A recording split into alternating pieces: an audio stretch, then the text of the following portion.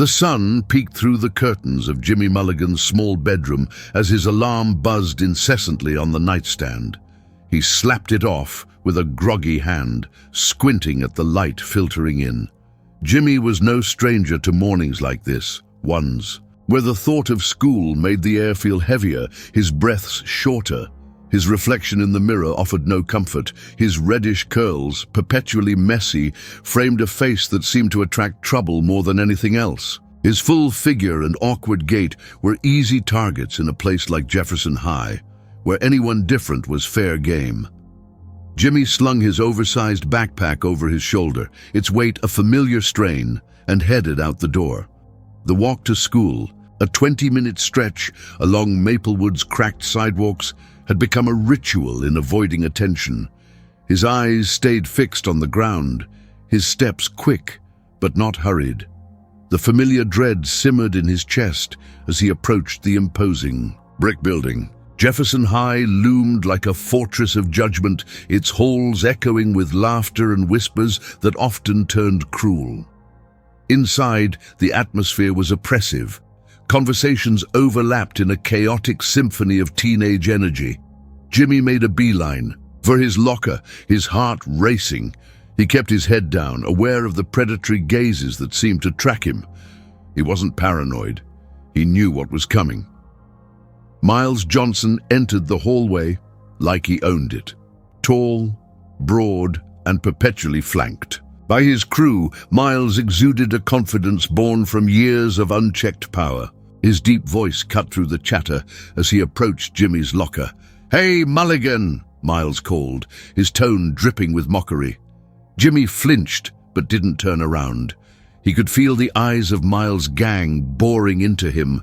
There, smirks practically audible.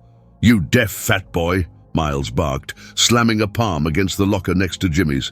The sound reverberated down the corridor, turning heads. Jimmy forced himself to breathe. "What do you want, Miles?" he mumbled, his voice barely audible over the pounding in his ears. "What do I want?" Miles repeated theatrically, leaning in close. "I want to know why someone like you thinks he can just exist here without paying the price." The hallway had gone eerily quiet, the spectators waiting for the inevitable. Miles shoved Jimmy's shoulder, sending him stumbling backward. Laughter erupted from the crowd, a cruel chorus that echoed in Jimmy's head. Long after the moment passed, Andy Thompson and Bobby Carter, Jimmy's only real friends, appeared as the crowd dispersed. Andy, thin with oversized glasses that slid down his nose, offered a small, awkward smile. Bobby, with his neatly combed hair and quiet demeanor, put a hand on Jimmy's shoulder. "You okay, Jimmy?" he asked, his voice soft but steady. Jimmy nodded, though his stomach churned. "I'm fine," he lied. The three made their way to homeroom, where the teacher droned on about upcoming exams. Jimmy barely heard a word. His mind was stuck on Miles's smirk, on the humiliation of being pushed around like he didn't matter.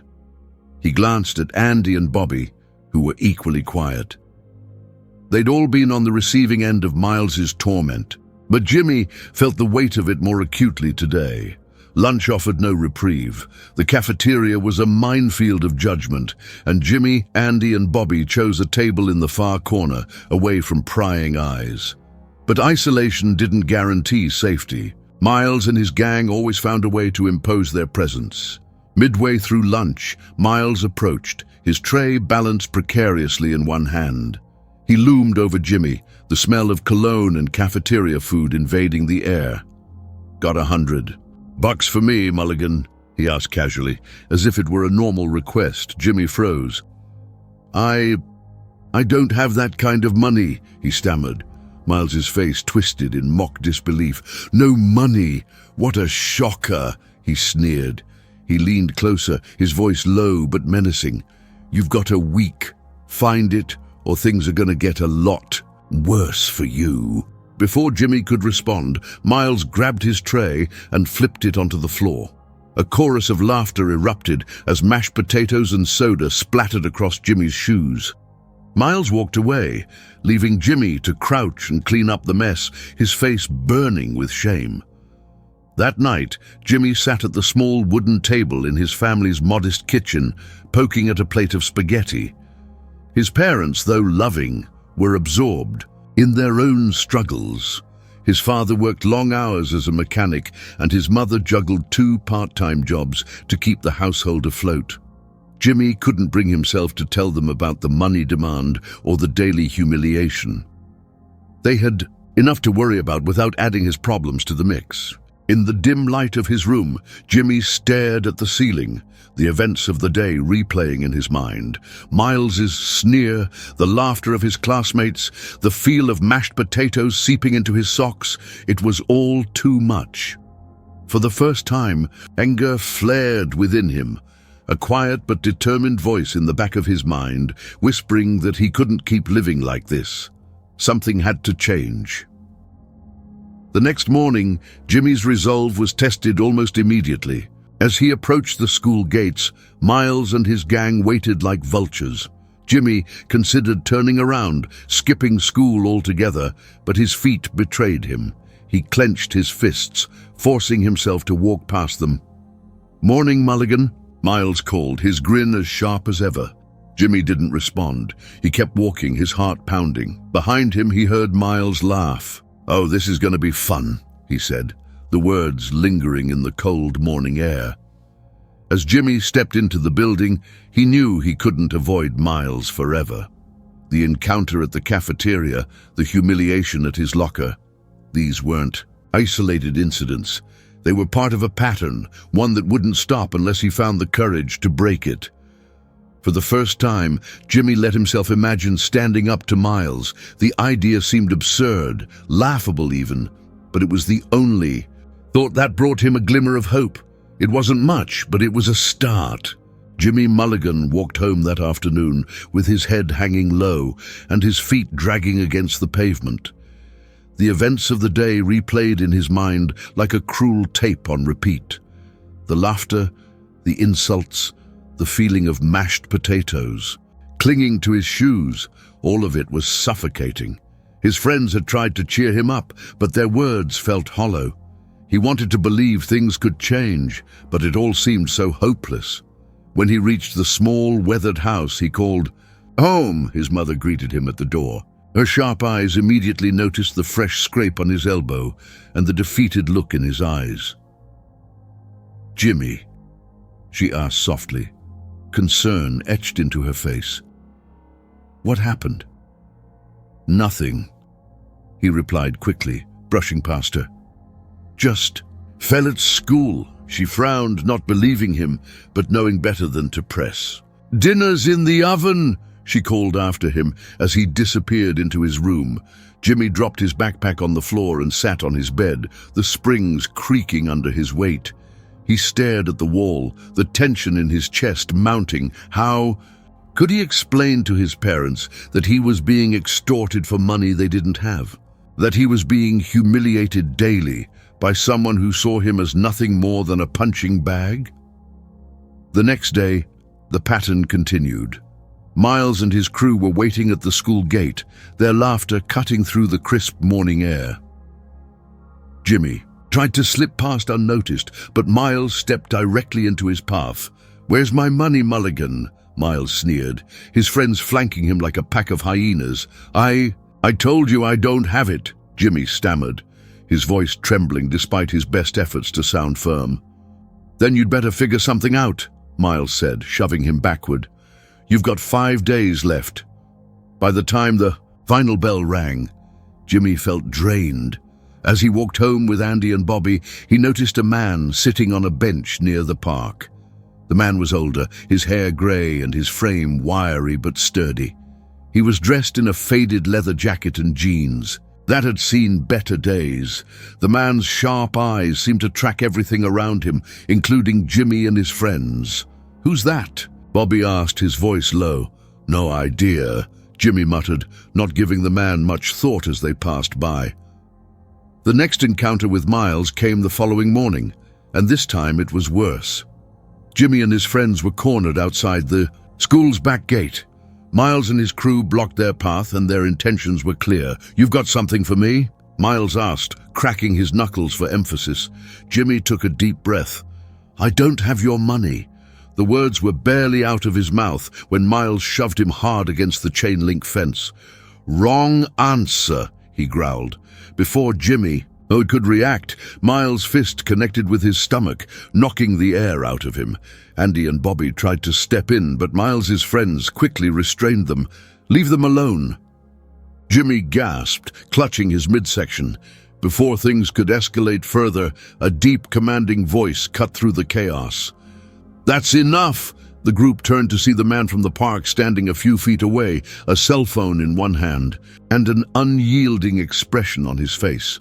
"I'm calling the cops," he warned, holding the phone up as proof. Miles hesitated, clearly caught off guard. His friends exchanged nervous glances. "Let's go," Miles muttered, shoving Jimmy. One last time before retreating with his crew, the man approached Jimmy, who was still doubled over, trying to catch his breath. "You all right, kid?" he asked, his voice gruff but not unkind. Jimmy nodded weakly, looking up at the stranger. "Who are you?" "Name's Mr. Action," the man replied, offering a hand to help Jimmy up. "Saw what was happening and couldn't.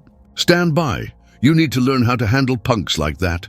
Jimmy felt a flicker of embarrassment but also curiosity. "How?"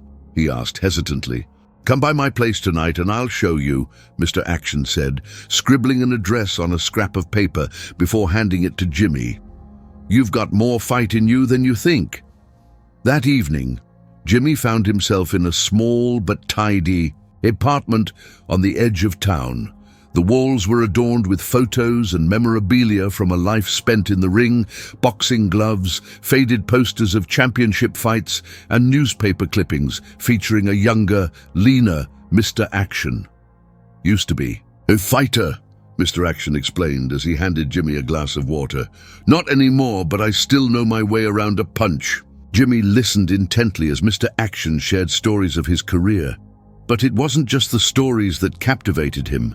It was the sense of control and confidence that radiated from the older man. For the first time in years, Jimmy felt a spark of hope. The next day, Mr. Action visited Jimmy's parents to explain what had happened and offer a solution. Jimmy's mother was hesitant at first, worried about her son getting involved in anything that might lead to more violence.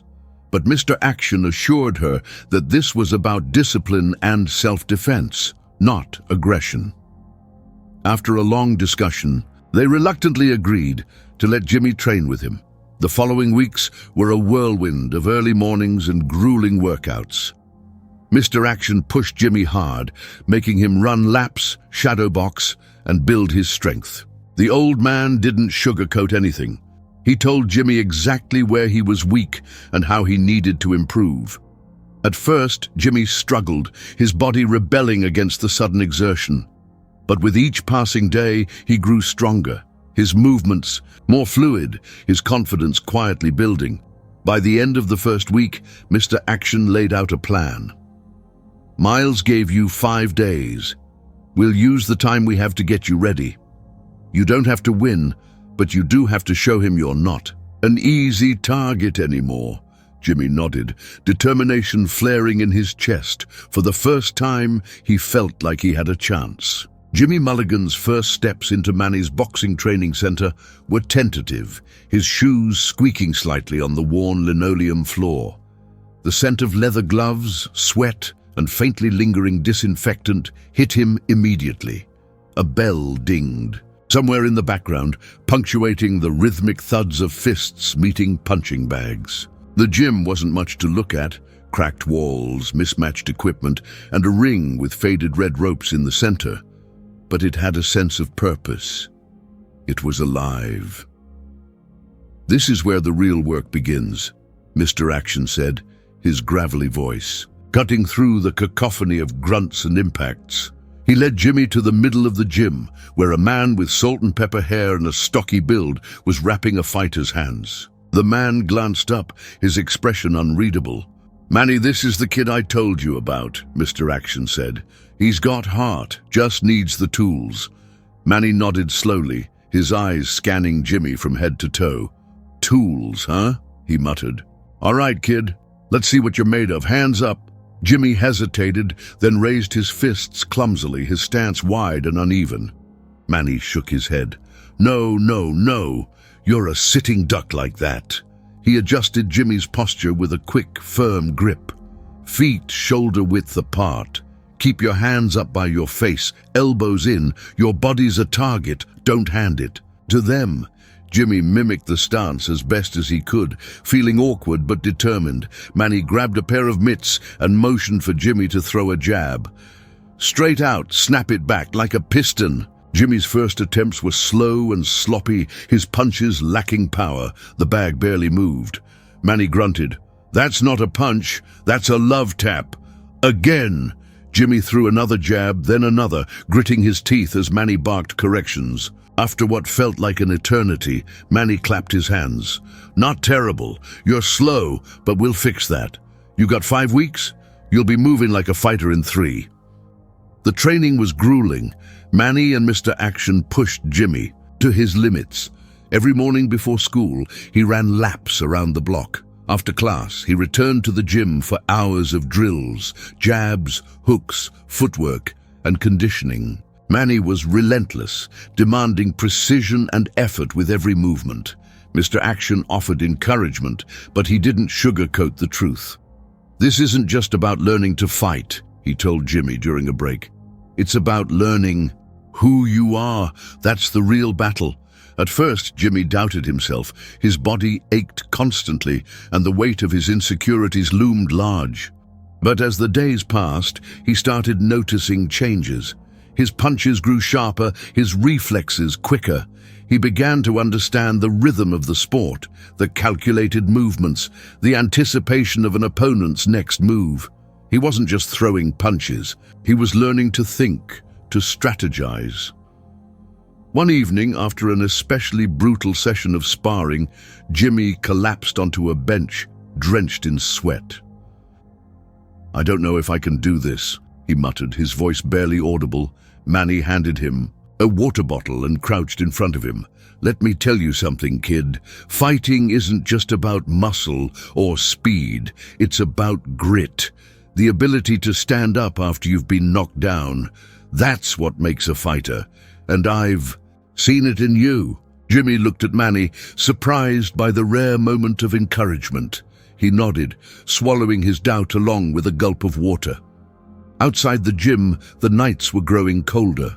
Winter was setting in, and the chill seemed to seep into everything. On his way home one evening, Jimmy noticed the familiar group of shadows lurking near the schoolyard. Miles and his gang were gathered, their laughter carrying on the wind. Jimmy felt a pang of fear, but also a flicker of something else. Resolve.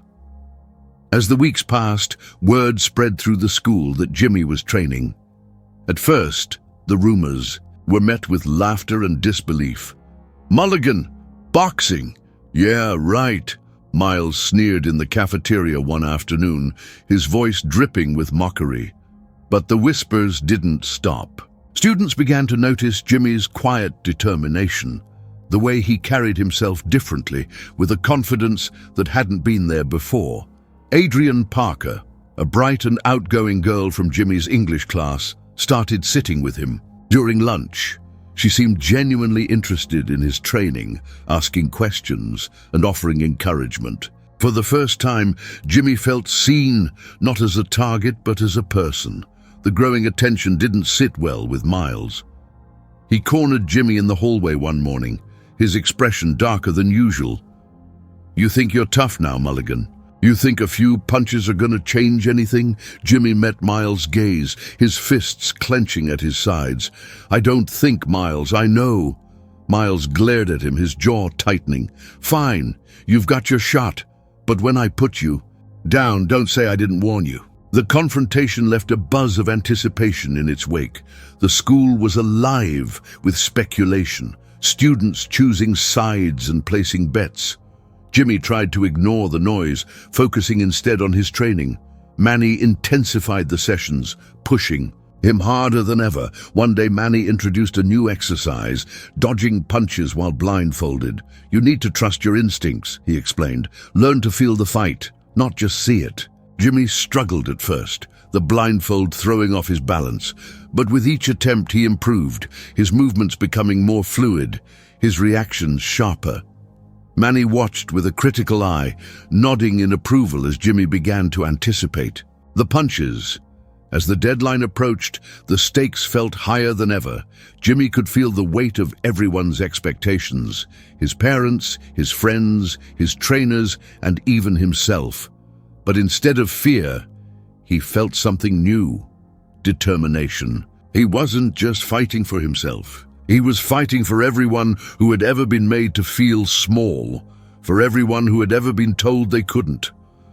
On the eve of the confrontation, Jimmy stood in the middle of the gym, the dim light casting long shadows across the ring.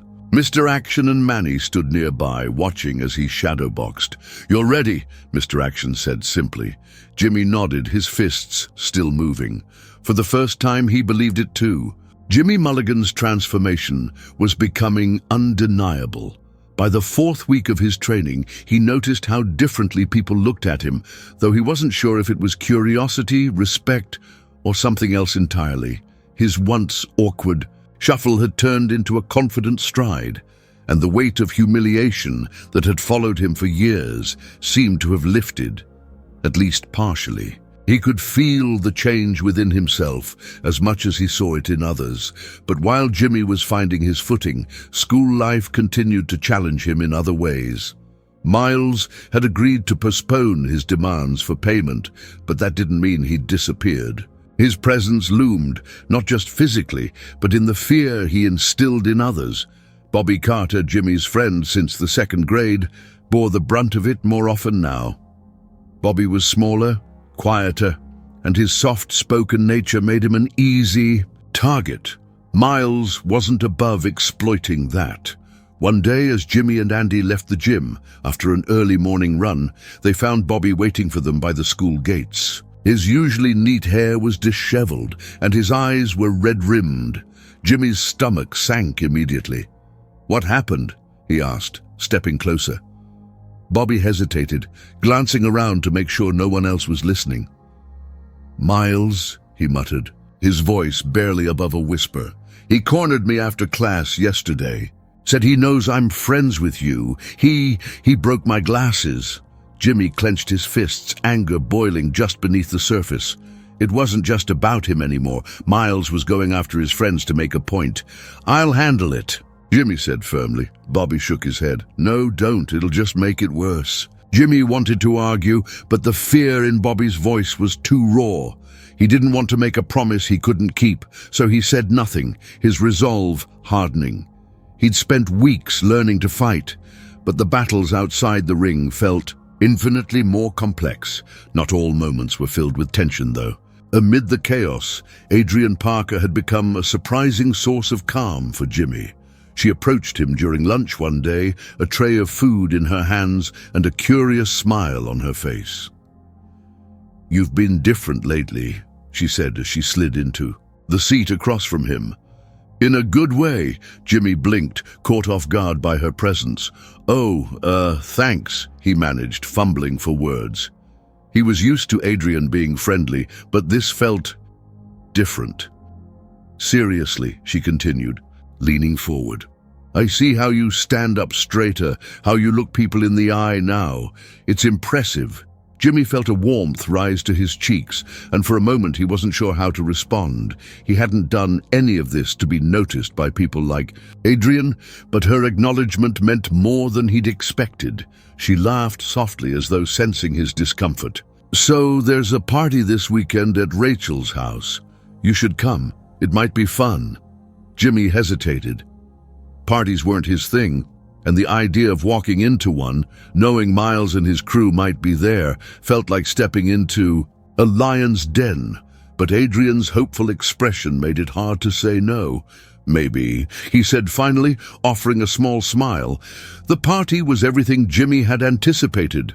Crowded, noisy, and filled with faces he usually avoided. He stuck close to the edge of the room, nursing a soda and trying not to make eye contact with anyone. Adrian found him eventually, her bright energy cutting through the haze of his discomfort. "Hey, Wallflower," she teased, handing him a plate of snacks. "You're allowed to mingle, you know," Jimmy chuckled nervously. "I'm not exactly great at this."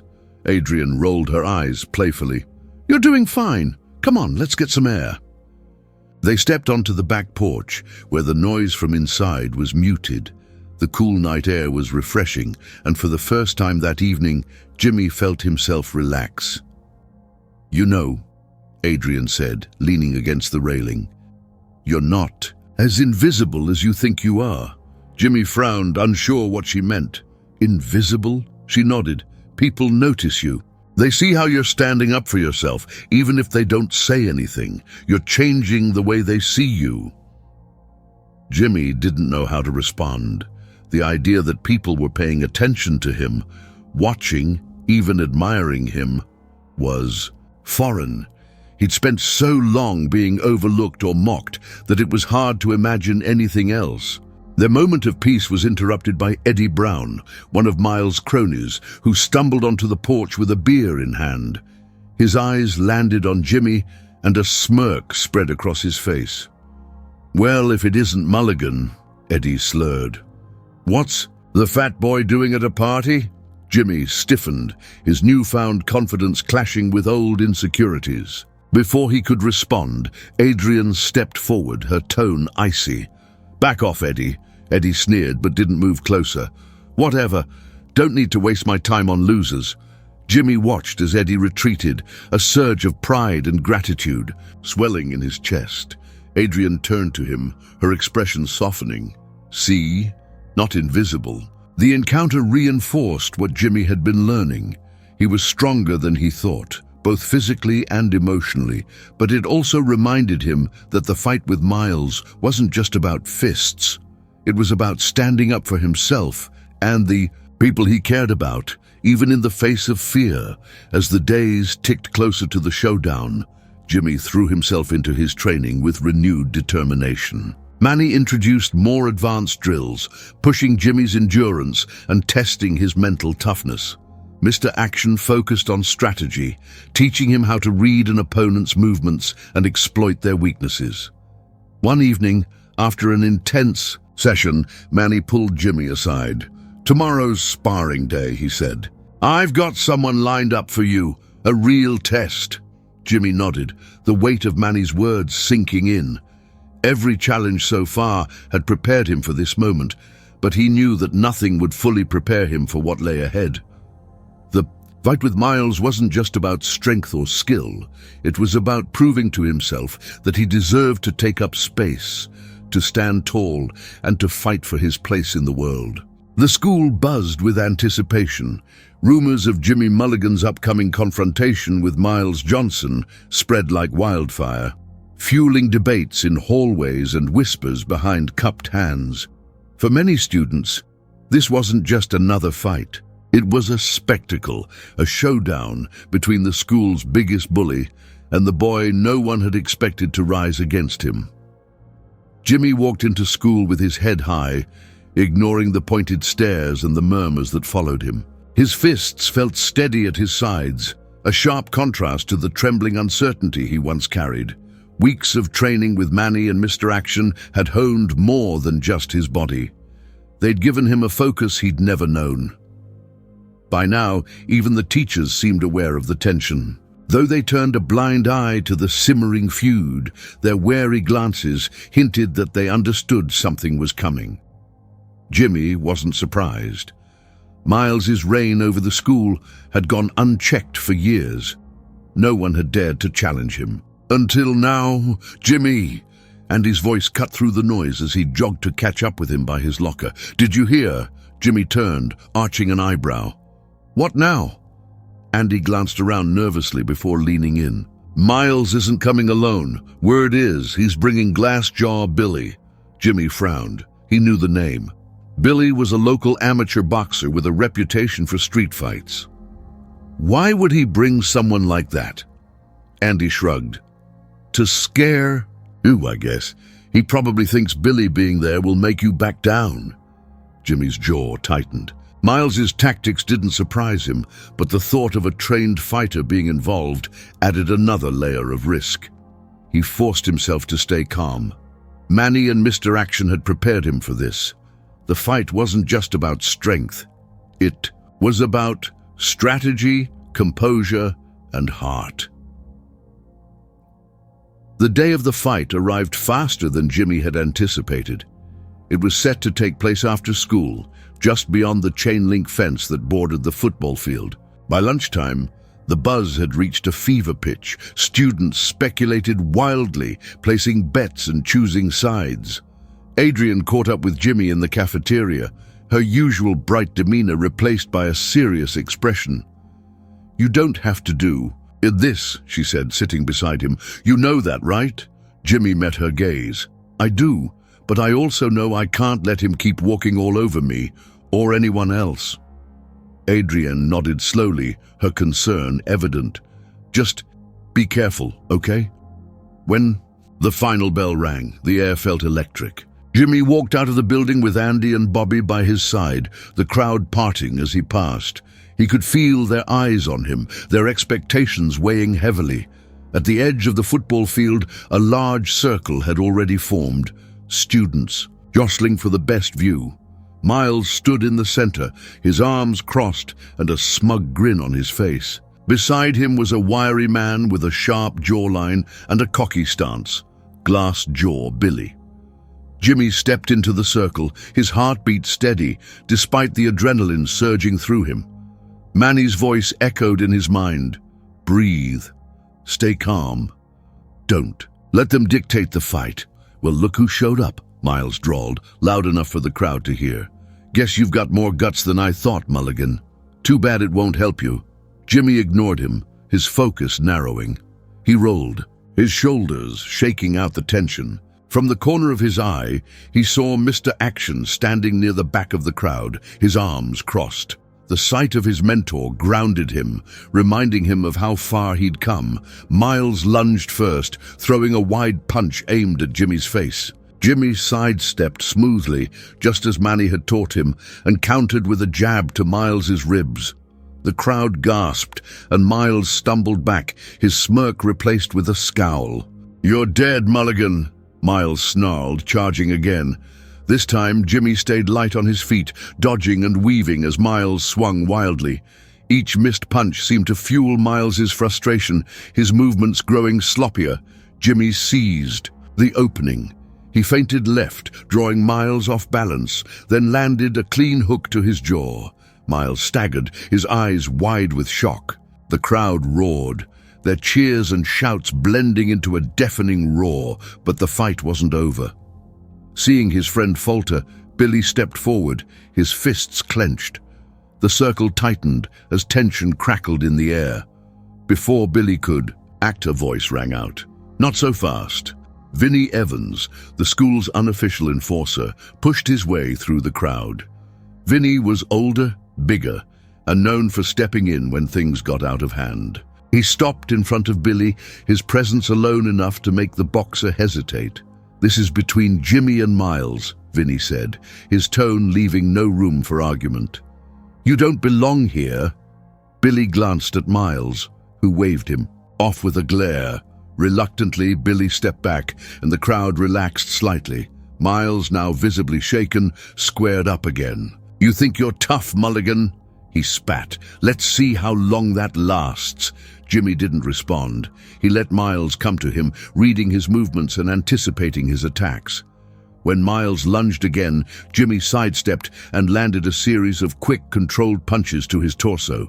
Each hit drained more of Miles's energy, his breaths growing labored. The fight ended with a decisive blow. Jimmy ducked under a wild swing, pivoted and delivered a powerful cross to Miles's jaw. The bully crumpled to the ground, groaning as the crowd erupted in cheers. Jimmy stood over him, his chest heaving. For a moment he considered walking away, but then he extended a hand, not to help Miles up, but to make a statement. "We're done here," he said firmly. Miles glared up at him, his pride as battered as his body.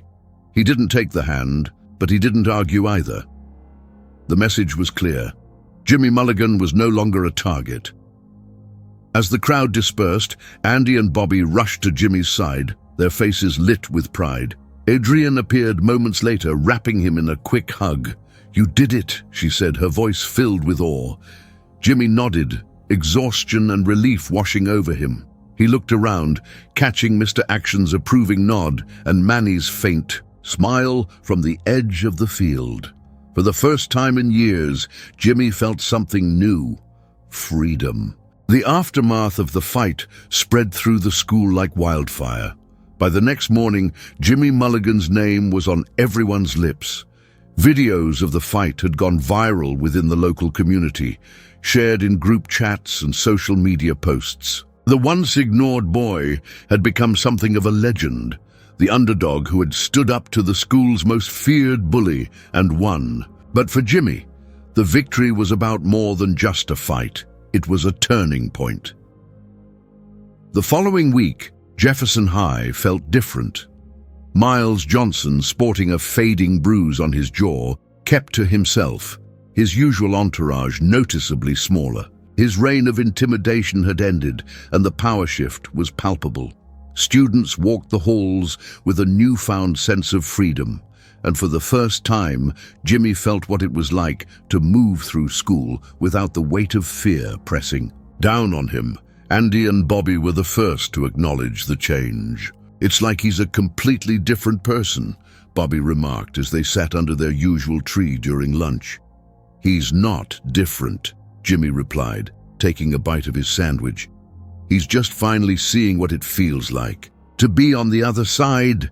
Adrian joined them moments later, a wide grin on her face. "You're officially a hero, Jimmy," she teased, holding up her phone. "This clip has over 10,000 views already." Jimmy groaned, his cheeks flushing red. "I didn't do it to be a hero." Adrian laughed. "I know. That's what makes it even better." The world outside of school seemed to notice too.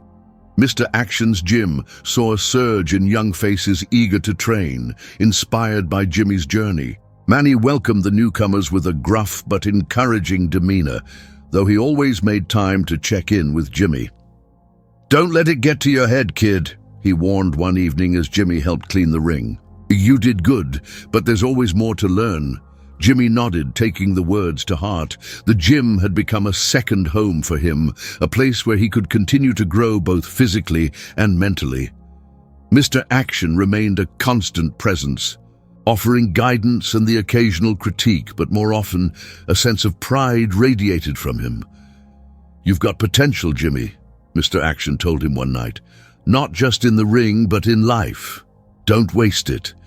Jimmy carried those words with him, letting them shape his decisions. He found himself stepping out of his comfort zone more often, whether it was answering questions in class or joining a community outreach program at the gym to mentor younger kids. It felt good to give back, to use his experience to help others find their strength. One afternoon, while walking home, Jimmy spotted Miles sitting alone on the bleachers near the football field. His initial instinct was to keep walking, but something made him stop. Taking a deep breath, he approached cautiously. "Hey," Jimmy said, his voice steady but not unkind. Miles glanced up, his expression guarded. "What do you want, Mulligan?" Jimmy shrugged. "Nothing, just saw you sitting here. Thought I'd say hi." Miles scoffed but didn't tell him to leave. After a long pause, he finally spoke. "You think you're better than me now?" "No," Jimmy replied, shaking his head. "I don't think I'm better than anyone. But I'm not scared of you anymore. And I think that scares you." Miles's jaw tightened, but he didn't argue. Instead, he let out a bitter laugh. "You don't know what it's like, Mulligan, to have to be tough all the time, to feel like you've got to prove yourself every second or someone's gonna come after." Jimmy considered this for a moment. "Maybe I don't know exactly what it's like, but I do know what it feels like to be on the other side of that. And I think you do too, whether you admit it or not." Miles didn't respond, but the tension in his shoulders seemed to ease slightly. Jimmy took it as a sign to leave, giving him a small nod before walking away. He didn't expect Miles to change overnight or at all, but he hoped their exchange planted a seed. As the months passed, life at Jefferson High continued to evolve. Jimmy, once invisible, became a leader. In his own quiet way, he joined the school's debate team, surprising even himself, and began speaking out against bullying in school assemblies. His newfound confidence inspired others to do the same, creating a ripple effect that reshaped the school's culture. Adrian became a constant presence in Jimmy's life, her vibrant personality balancing his steady demeanor. They spent afternoons studying together and evenings talking about everything from movies to future plans. For Jimmy, her friendship was a reminder of how far he'd come, from the lonely boy avoiding eye contact to someone who could laugh freely and feel truly seen. One day, as they walked past the gym, Adrian nudged him playfully. "So, what's next for Jimmy Mulligan, world champion boxer?" Jimmy laughed, shaking his head. "I don't know about that, but I think I've found something I'm good at. Something I actually enjoy. Well, whatever it is, I'll be cheering you on," she said with a smile. The final piece of Jimmy's journey came during the school's year-end assembly. The principal, a stern but fair woman named Ms. Waverly, called him to the stage. "Today, we want to recognize a student who has demonstrated exceptional growth, resilience, and leadership this year," she announced. Jimmy's heart pounded as he walked to the podium, the applause from his peers echoing around him. He took a deep breath, the weight of the moment settling over him. "I didn't think I'd ever be standing here," he began, his voice steady. "For a long time, I thought being different meant being weak. I thought it meant I didn't belong, but I've learned that strength isn't about how hard you can hit. It's about how much you can take and still keep moving forward. It's about standing up for yourself and for others, even when it's hard." The auditorium erupted into applause, and for the first time, Jimmy let himself smile without hesitation. He wasn't the same boy who had walked into Jefferson High at the start of the year. He was stronger, wiser, and ready for whatever came next. If you enjoyed the story and want to see more content like this, support the channel by subscribing, liking, and turning on notifications.